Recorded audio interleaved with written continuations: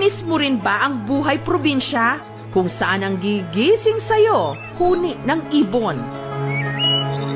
Ingay ng nagkikiskisang puno ng kawayan. At lagaslas ng tubig sa ilog. Perfect pagbabaran, lalo na ngayong nagbabaga ang init ng panahon.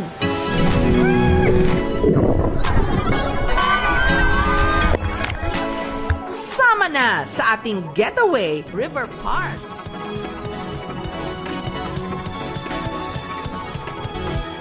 Matapos ang 10 minutong lakaran, narating na niya ang ilog. Napakainit na talaga. Nababa na lang kami dito at naliligo.